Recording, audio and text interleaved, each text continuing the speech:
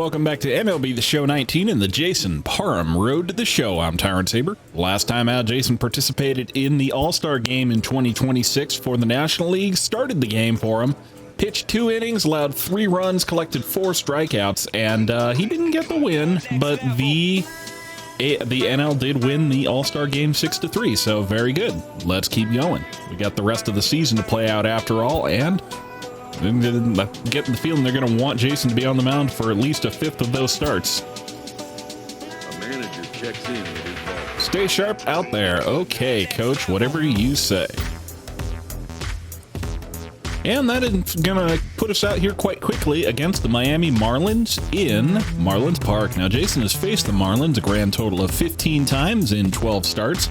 He has a 6-3 record against them, a 2.75 ERA, and a 2.22 WOBA. Pretty good numbers against these guys, all told. I would like to see everything on the decrease, of course, except for wins. We want to see those go up. But, yeah, I really got nothing to complain about, so why don't we see what we can get out of these guys when we get out here and get it.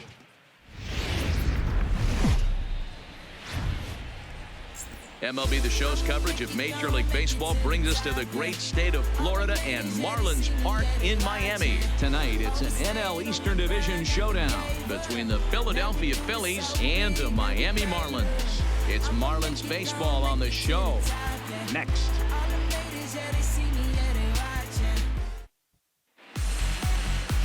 Kurt Stapleton gets the ball for Miami in this one. What's your take on him, Dan? Hey, this guy's a fun guy to watch pitch. Not necessarily an overpowering guy. Has an ERA in the low 3s. But one thing he knows how to do, he knows how to pitch, and he knows how to minimize damage. If you're going to have an ERA... Take the base. Malik Smith the next to hit. He'll lead things off here in the bottom half of the first. Well, the Phillies get nothing to show for it in their half of the first, so Jason's got to come out here in the bottom and try to hold it down. Let's get it.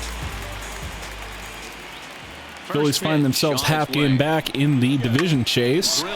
First pitch changeup is hit over to second base, and Malik Smith can't outrun that one. It's the first out on one pitch. Time now for a glance at the Marlins lineup card in this one. Who do you have your eye on, Dan?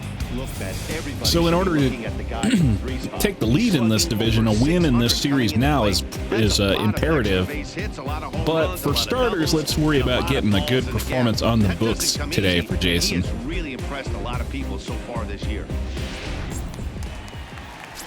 Coming to the plate Bringing up now, Carlos Morales next. And as you check out his righty-lefty splits, no surprise that he hits better against southpaws than he does against right-handers. Try a fastball away.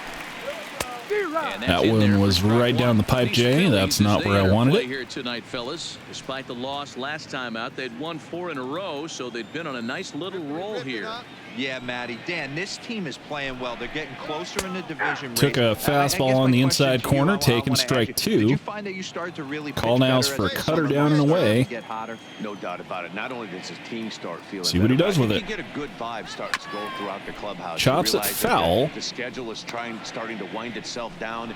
Every game is more important. The bigger the game, hopefully the better you play. And this team's been playing some Now we'll try the slider down and away.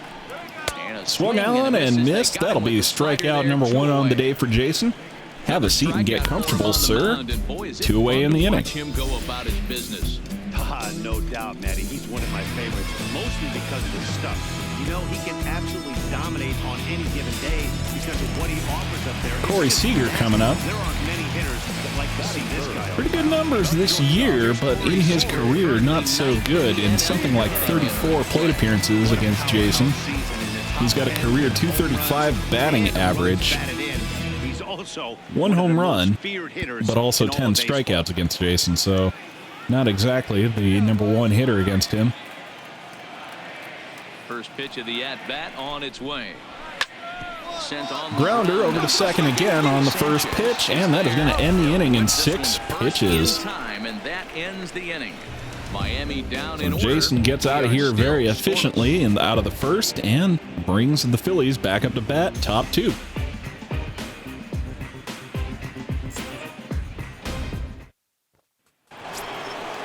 And that'll bring Jason up to bat here, top 2. runner on first, 2 in, and he gets a chance to add on here. He's ready. Here's the first offering. And he pops up the bunt Popped it up, though, so is there, and he makes the catch. not so good. Bringing up Brian Jimenez for the Marlins, coming on with a 2-run lead, so it's time to hold it there. Only down by a couple of runs, but it's really key for this leadoff guy to try to get on and get a big curveball taken, strike one. Strike taken as the curveball drops into the bottom part of the zone. Come on, guys.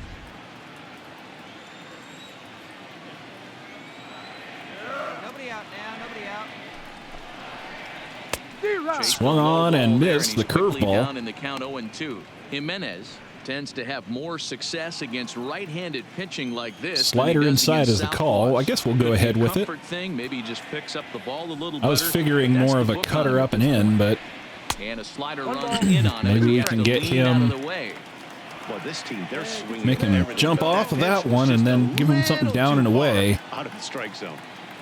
See if he can still reach for it. Well, in fact, he can still reach for it, but a nice diving play by Adrian Sanchez to block that one off, and that's the first out. Big league play in the hole right there, and that's a pretty good example of why getting hits at this level is so difficult. You know he was running down the line thinking, for real? You gotta be kidding me. Bringing up Jamer Candelario. The third baseman. The next batter, Jamer Candelario. He swings and sends it in the air. Pop fly, left center field.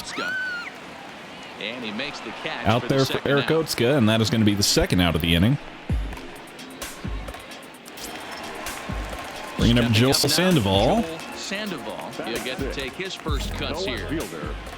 Joel Sandoval. So, of course, baseball has entered its offseason. You know, the World Series ended at the end of October. And, you know, there's really nothing going on right now except for the the hot stove trading season. But one of the things that did come out recently was the whole Houston Astros stealing signs controversy. Cutter, inside part of the plate, swung on for strike 2.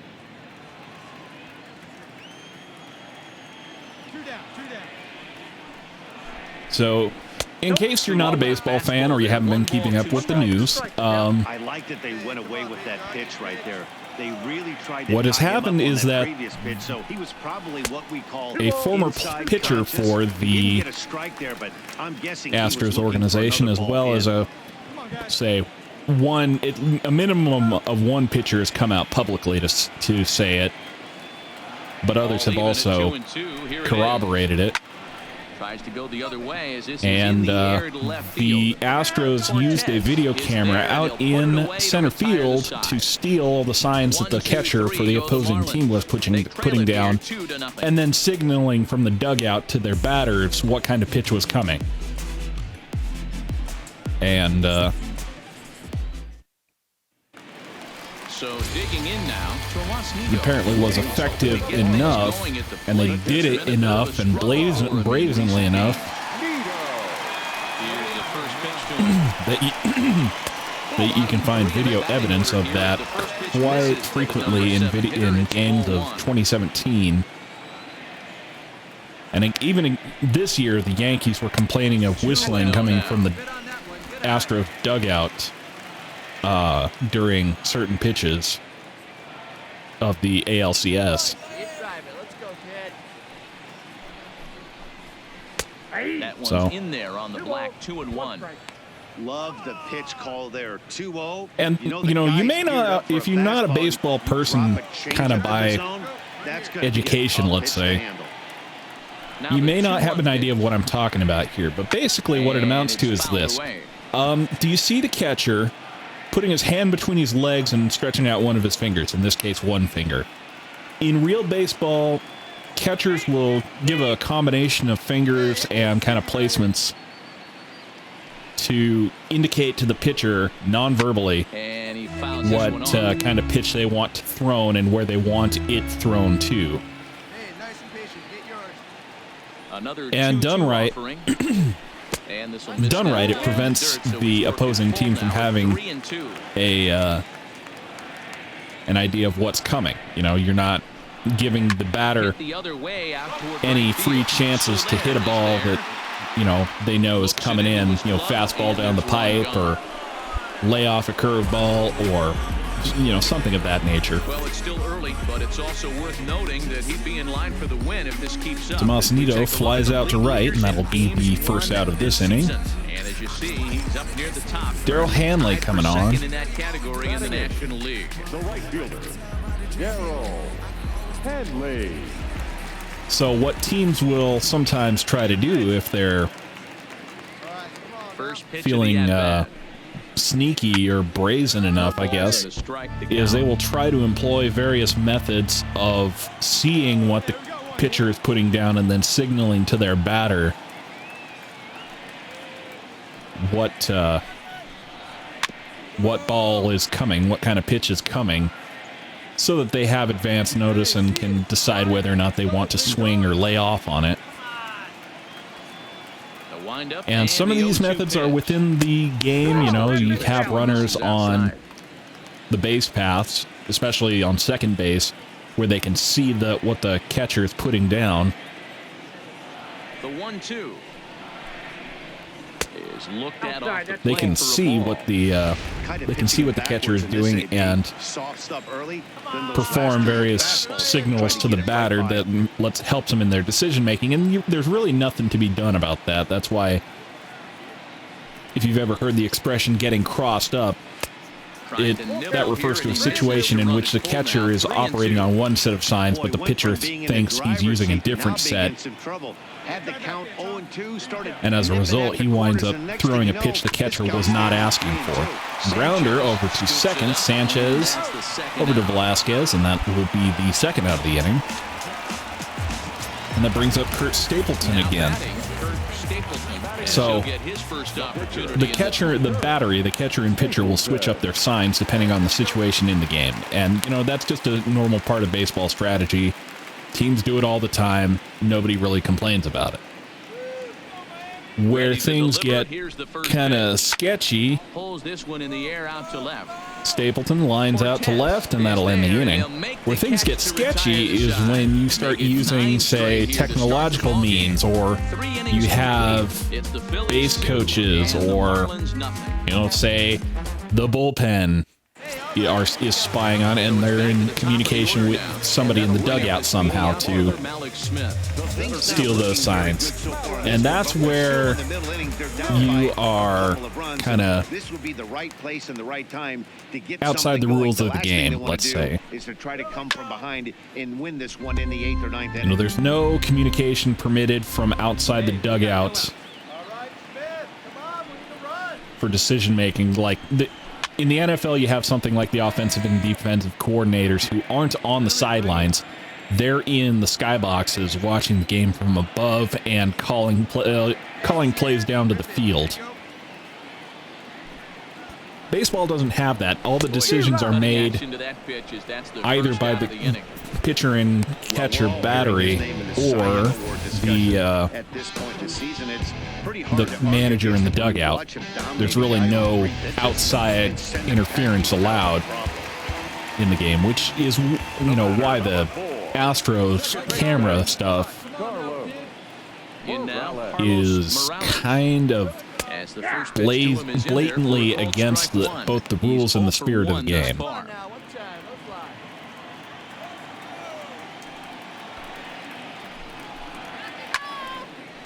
Hung a curveball there to Carlos Morales, and he smashed it, but he was way out in front. Trying to send him packing for the second time. Changes up on and the problem, you know, is not likely to be a widespread investigation into this, even though there probably should be, because as bad as this looks for the Astros, it's entirely likely and even probable that other teams in the league are doing something like it. And even if they're not doing something exactly like stealing signs, they might be engaged in other activity which is against the rules as written. It's kind of like the whole prohibition against foreign substances on pitchers to influence how the balls are behave.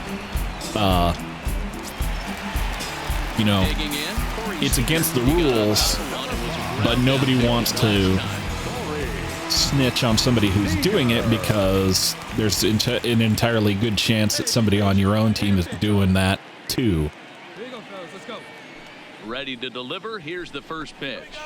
And he goes the other way. Oh, that's a good hit to left field. And this ball is gone. No Off the wall and gone. Corey Seager knocks that one with authority to left field and out of here, quote unquote, out of here. And that'll bring the Miami Marlins back into this one. It's 2-1.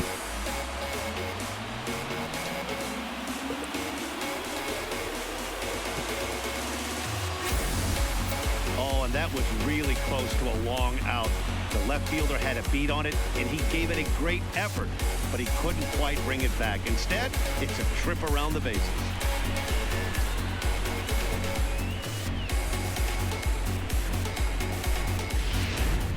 Bounced off the top of the wall, and that's fair. The first baseman, number 23. Standing in now, Brian Jimenez. Fastball down and in, taken, ball one. For him here in this one. So in any case, the investigation, such as it is ongoing. But I wouldn't expect too much to come of it aside from a contrite, oh, we never do it again, promise.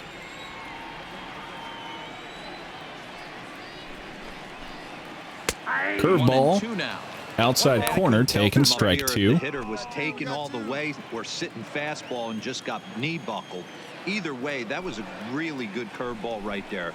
Move on to the Cutter up and in at elbow level to him, and 2 balls and 2 strikes now. It's just ball two, thankfully.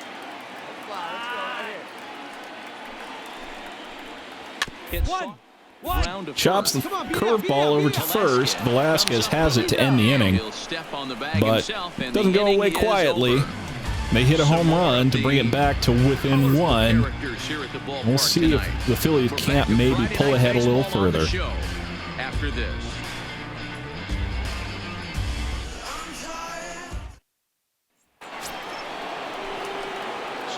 Jason, too cute by far with that bunt earlier.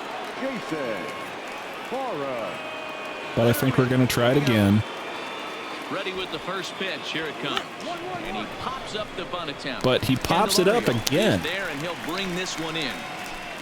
Not what you want happening with a bunt. I don't know what's going on. Jamer Candelario coming up now. It's still 2-1, bottom 5. Here's the first pitch to him. Groove a fastball, 95, and it's taken, strike one. I'm shocked he let that first pitch go right there. High fastball, but usually those ones travel the furthest. Changeup again, good one to hit, but he didn't offer at it. To see a 5-hole hitter take 2 in a row for strikes. We're going low. Now he's way behind the count, so we'll see if he can battle back. Into the try a fastball down and away. Chops it foul.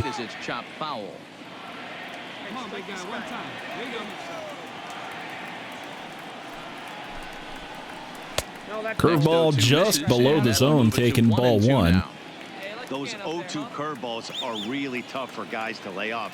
There's a reason it's such a common pitch in that count, but he did well to spit on it there. And that's a base that one was grooved, and he smacked it right back up the center. Base hit for Jamer Candelario. That was a runner on first with nobody out. I mean, that had to whistle past this guy's ear. That was a scary moment. They call that the old chuck and duck, right?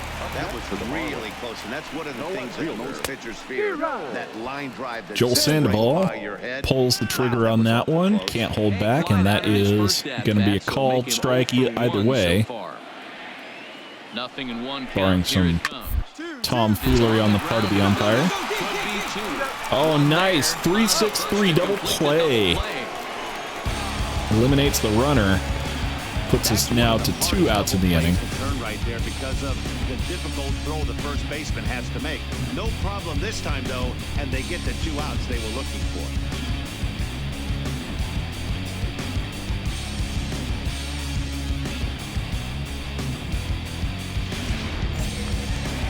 Tomas Nido coming back up. Into the box now, Tomas Nido. As he rips it on Grounder over to second. Adrian Sanchez has it, and that's going to end the inning. Time and the side is retired. Marlins down quietly. They're down 2-1.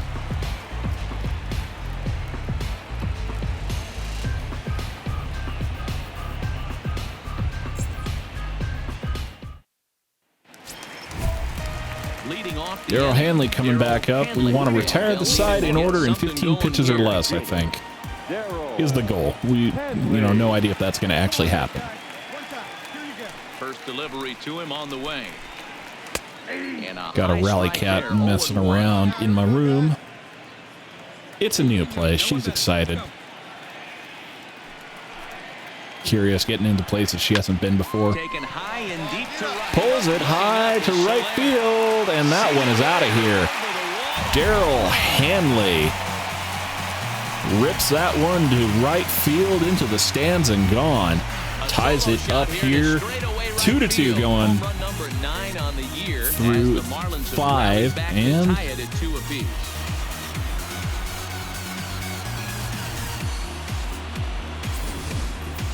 Hey, listen, there's an old adage in baseball that solo home runs won't kill you. This is one of the top hitters in the lineup, dear. so a home run, Kurt Stapleton coming back up. That's not the end of the world. into the box. Kurt Stapleton. 2 strikeouts all game for Jason. Not really the ideal. It's 0-1.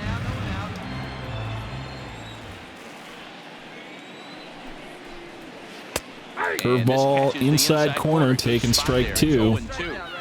Hey, I watched Tom Glavine master throwing changeups inside to right-handed batters and getting them to pull it foul. If this guy can command that, That's a little bloop to shortstop, and that's the first out of the inning. And Alex Smith back up. He's hitless in his 2 at-bats so far. Third baseman in tight, protecting the bunt, the first pitch. Chops a fastball down, strike 1. According to the career numbers on the back of his baseball card, Smith carries a batting line a little over the 260 mark. That's taken. Now it's 0-2.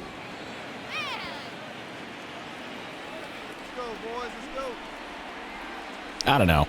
With regards to the Astros, wanted to hold off, but he swings through Alex the inside Smith, pitch anyway, and he becomes out little number windmill 2. action on that one, and he goes strikeout number 3 on the day for Jason. Matt, a classic strikeout pitch. You think it's fastball middle in, then it starts bearing in on your back leg. With regard to the Astros, I don't know.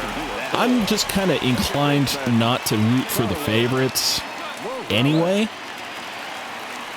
But some of the conduct and the actions of the Astros in real life in, last year or 2 have really kind of soured me on them as a team. It was a nice success story when they first won it. They basically tanked their way to a championship team, more or less, but, this news comes and sours that to some extent. With the news that championship team was stealing signs from their opposition in home games, it should be said. Outside and low that time. Now it's 2 balls and 2 strikes. Well, he's having a good amount of success here, Dan, even though he hasn't really gotten a ton of swings and misses. Yeah, but for him, Matt, he's more pitch to contact kind of guy, and obviously it's working so far. Use some Showtime on account I haven't used it before, but signing Roberto Osuna last year was another thing that I didn't like. Strikeout number 2 on Carlos Morales, and that is going to end that inning, but I think Jason's day is done after 6. Having allowed 2 home runs coming up into the 7th, I think they're going to need some bench bats. No, they're going to let Jason swing. They got a hit, a homer here. This is taken Fastball outside for away, ball one. taken, ball one. Bases are empty, one man out. All right, here we go now. Another one away, ball two. Well, this is what really can frustrate you when you're on the mound. You're facing a pitcher that really doesn't offer much as far as being able to hit, and you fall behind 2-0. Another one away, That ball feels like three. wasting pitches. 3-0 to him now. Hey, we got one out here. Line to the right side. All right, Jason finally got himself another base hit on the season. Liner into right field, and he's Don't let aboard. the fact that this guy's on the mound fool you right here. This guy has a nice approach at the plate, knows what he's doing, has history. I'm not surprised he was able to mix in a base hit. I mean, he hasn't really been blowing up the leaderboards with his swings recently, but he's out here trying. Changeup had him out in front there. Don't kid yourself. He's well aware that he has the hat trick right now. And after that swinging strike, he's looking at the golden sombrero. Count still at 1-2. Anyway, just the signing Roberto Osuna, who escaped a domestic violence charge in Canada, mainly because his spouse fled to Mexico and refused to return to answer questioning or be a witness at the trial. He got cut, or effectively the Blue Jays were going to either cut him if they couldn't sell him, and the Astros picked him up at bargain price because, you know, he is a good closing pitcher. But, you know, just the willingness to do stuff of that nature to win games is not an attitude that I have a whole lot of sympathy with. I feel like there is a certain amount of class and integrity one should be shown when you play baseball, and I don't feel like the Astros organization has shown that in recent years. They're going to leave Jason into the leave Jason into the seventh. We'll see if he can't maybe hold it here. Corey Seager is coming up. All they need to do is get this leadoff guy, and they're an extra base hit away from tying this First thing pitch, up. curveball. Hung it, but no swing. You know, guys, sometimes guys don't like pulling the trigger 0-0. They want to see something go by, calibrate the speed, calibrate the brake, and then make their adjustments off that. Maybe pulls that that's the case right fastball down and in. Hey, strike this guy out. Give me some. The windup and the 0-2 pitch. Change up just off the corner, taking ball one. 1-2. Give him a fastball down. 2 balls and 2 strikes. Just off the black. Wow, that was a close pitch on 1 and 2. The count's now at 2 and 2, but boy, that one very easily could have been called strike 3. Really close pitch. Swung on, cutter, top of the zone. Strikeout number 5 on the day for Jason. Another strong outing for him tonight as we show you the league leaders in ERA. And as you see, he's right up there. ERA is not going to look so good for very long. And honestly, Jason's, Jason has not really been performing up to my standards, I would say. His ERA is very good still, 173 entering this game. First offering on But his FIP, and he gets a piece and of it here. compared to a real-life pitcher, I guess, he is still doing extremely, extremely well.